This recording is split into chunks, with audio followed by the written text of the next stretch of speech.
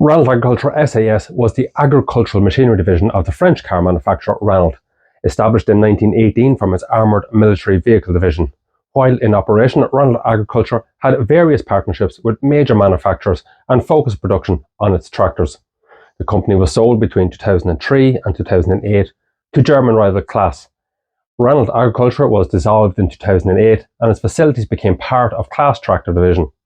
Claas Tractor Division and Renault's Auto Chassis International are Renault Agricultural successors. Well, hello everybody, and you're very welcome back to the channel. And today, yes, we're taking a trip down to Rossnair Harbour, down the Celtic Sea, up the English Channel, and we're disembarking at the port of Roscoff to take a trip down through the English, or the French countryside, I should say, to talk about everything Renault and Renault tractors. Today we're going to deal with the history of the Renault Tractor Company from its early days to eventually it being bought out in 2008, fully bought out in 2008 by Claas Tractors. And you'll see today that there are overlaps from some of the last of the Renault models, the Renault series, and that into the Claas series and the Claas Aries models. They are the same tractor as such, and the lineage, the history is still there in the Claas Tractors from the Renault days. To everybody who tuned into the video last week, thank you very much to everyone who tuned in, everyone who liked and subscribed from the last week's video. And I think in the last week there has been something around 16,500 views on this channel. So there is a great back catalogue of videos there at the minute. There's almost 100 videos for people, if you haven't seen, to go back and have a look over. Maybe your favourite tractor, your favourite brand is featured there. We have everything from the MB Track to, of course, the Fordsons, to Fergusons, John Deere's, everything is there, pretty much everything is there, and there's a lot more to come as well. But today we're dealing with Renault and the history of the Renault tractors. So looking at the history, so after the end of World War I, the Renault company used its experience in armoured tanks to devise agricultural machinery. The Renault's Department 14, which was responsible for the FT tank, developed the first tractor of the company, which was called the Type GP, which was powered by an engine similar to that of the FT, a 4-cylinder, and had tracks. The most distinguishable difference between the two was with the FT was that the front engine design, and it had obviously got reduced weight. And to those of you who regularly comment on my German accent and my Swedish accent and, you know, Russian accent, Ukrainian and Polish accents, yeah, you'll be happy to hear that my French is a little bit better than my German or my Italian or my Spanish. So my French pronunciations are a little bit better. I have spent quite a lot of time in France, and I have picked up a little bit of the lingo and a little bit of the pronunciation, so things should be a little bit better in this video. So yeah, the tractors were assembled in Renault's Billancourt factory since the 11th of November 1918 on the same production lines that the tanks had used and tested at Louis Renault's farm in Herqueville. The Type HO was introduced in 1921, replaced the tracks by more conventional wheels. In 1926, Renault introduced the Type PE, which was extensively revised compared to its predecessors, incorporating a new engine with reduced consumers and a vertical radiator. In 1931, with the PE1, the radiator was moved from the middle position used in previous models to the front, and in 1933, the model became the first France-produced rubber-wheeled tractor. The company also started to develop versions for specific markets such as vineyards, which I'm sure were very popular in France and Italy and Spain and any huge wine-making region.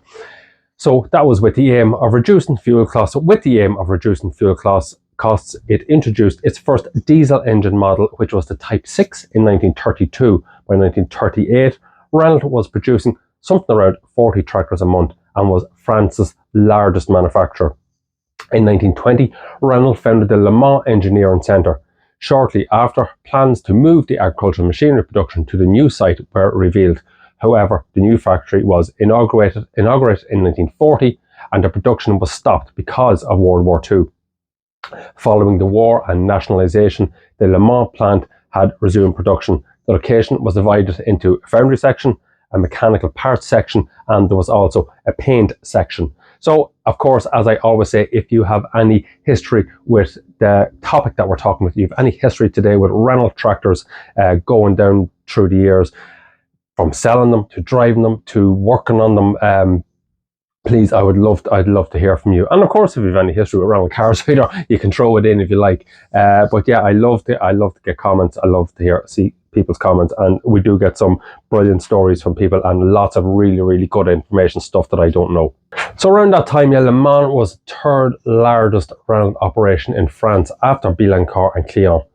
The following years saw the arrival of the D, the N, the E and the Supermodel series. In 1956, Renault Agriculture standardised the orange colour for its models. In 1950, Renault was the largest tractor manufacturer within France, producing 8,549 units. This was 58% of the country's total production. In 1961, Renault introduced the 385 model with a 12-speed transmission. Apart from its own engines, Renault used the famous MWM or Motorwerk Mannheim engines, aka Caterpillar today, and the Perkins engines. In the 1960s, it produced the 160 diesel for Alice Chalmers. In 1968, the company introduced its first four-wheel drive model.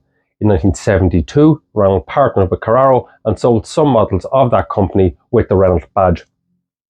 During the 1970s and the 1980s, it also sold models from Mitsubishi. So at the 1981 SEMA exhibition, Renault Agriculture unveiled the famous TX range with comfort elements designed in collaboration with the Renault car division. The last Renault tractors had ancient godlike names like that of the famous, as I said, class tractors today, the Aries and the Series. And to anyone who has driven a Renault car, especially one from the 80s, 70s and the 80s and the 90s, so the likes of the Renault 25, the Renault 21, the 18, even the Renault 11, the Renault 19, these were superbly comfortable cars. Lovely, lovely comfortable cars. They did rot a little bit and maybe they were a lot more reliable back then than some of the later Renaults were, but they were a superbly comfortable car. Big cushiony seats in them, they were really, really comfortable. So from late 1993 to 1998, Renault Agriculture and John Deere had a partnership agreement by which the former received John Deere engines manufactured at the Saran factory, and in return it supplied John Deere with tractors marketed as the 3000 series. In 1994, Renault Agriculture and Massey Ferguson formed a strategic partnership, as part of which they set up equally owned joint venture called the Groupement International de Mécanique Agricole, or GIMA, at a facility located next to Massey's Beauvais factory with the aim of manufacturing transaxle axles and related components. In 1995, Renault Agriculture agreed to market products from the British agricultural machinery manufacturer JCB through its dealership network in France. And of course, we have plenty of videos on JCB. If you haven't seen any, be sure to check them out. In 1997, the company took a 16.6% stake of Rovigo, based Agri-Italia, a manufacturer of auto tractors for various clients. In 2000, it purchased a stake in the Indian manufacturer International Tractors, the owner of Sonalika Mark, forming a Sonalika Renault joint venture. In 2003, as part of a plan to shed non-core assets, Renault sold 51% majority stake in Renault Agricultural Tractors manufacturing plant to Claas. In 2006, Claas increased its ownership to 80%, and in 2008, it took full control and renamed it Claas Tractor that we know today. By 2005, the Renault mark was phased out and all the tractor models produced at Le Mans were badged as Claas. And before we finish up today's video, just a little bit of a call to action. So I obviously have plenty of videos been made in the background. So I've got Valmet and Valtra. That's been a hugely requested one, and that is in the research is ongoing on that one.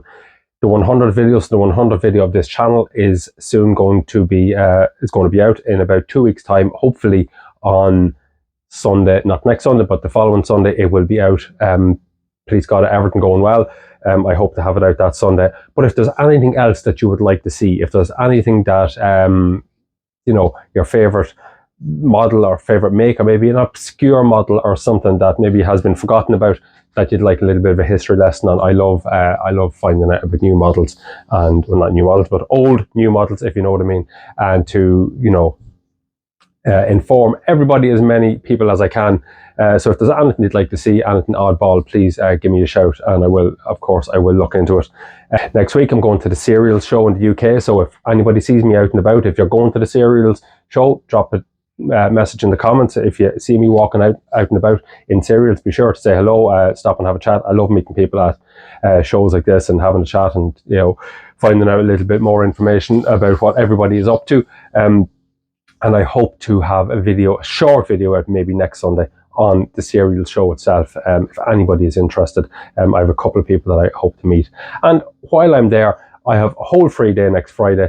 I've a couple of things organised to do, but if there is anywhere worth seeing in around that Lincolnshire to East Midlands Airport area, if there's anything that anyone feels that I should go and see, please be sure to let me know. But yeah, we're going to finish up on this video now. So Renault Agricultural successor, so of course Class Tractor SAS is a subsidiary of the Class Group and its main tractor manufacturing operation since 2003.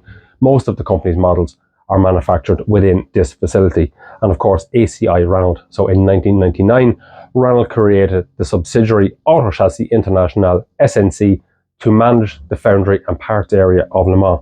ACI has worldwide operation and supplies the Renault-Nissan Alliance. Production is organised in 3 departments and the site also has an engineering centre. So just taking a very quick look at some of Renault's most popular tractors down through the years, from the 1950s up until the last models were produced. As this is a history video, it's a history video on the company. I don't delve too deep into particular models, but I will do on further videos. So starting in the 1950s, so you had the Renault D series, so you had the D22, the 35 and the 45. So they were widely used in post-war France and Europe. Simple, reliable diesel engines, and they were used in small to medium-sized farms. Into the 60s and 70s then you had the Super series, so the Super 5 and the Super 6, etc. Considered workhorses for medium farms, the Super 6D was especially well regarded for its durability and reliability. So the Renault 56, the 86 and the 96 series in the 1970s and 80s. So they were widely sold across Europe. They had modernized designs and more horsepower, and they helped to propel Renault and expand internationally.